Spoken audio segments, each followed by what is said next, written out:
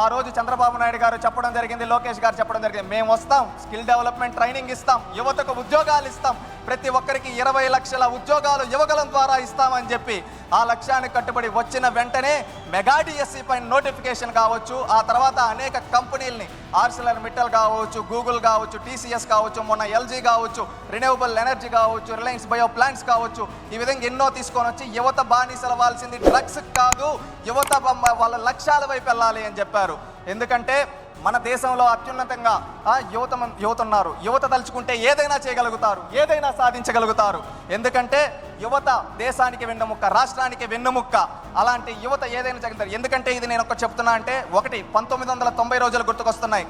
ఆనాడు పల్లెల్లో ఏంటంటే ఎవరైనా కానీ పల్లెల్లో పనులు చేసుకుంటామనే రోజుల్లో ఇక్కడ ఉండే యువత పనులు చేసుకుంటే ఇక్కడే మిగిలిపోతారు, వాళ్ళు చదువుకోగలిగితే వాళ్ళు ప్రపంచ నలుమూలలకు వెళ్తారని ఆ రోజు మనం చూస్తే బడి పిలుస్తుంది ప్రోగ్రాం కావచ్చు, చదువుల పండుగ ప్రోగ్రాం కావచ్చు, ఇలాంటి ప్రోగ్రాములు పెట్టి ఎంతోమంది బడుగు బలహీన వర్గాల వ్యక్తులను తీసుకొని వచ్చి అత్యున్నత స్థాయిలో ఈరోజు కూర్చోబెట్టే వాళ్ళ చదువు వల్ల మాత్రమే అది సాధ్యపడింది.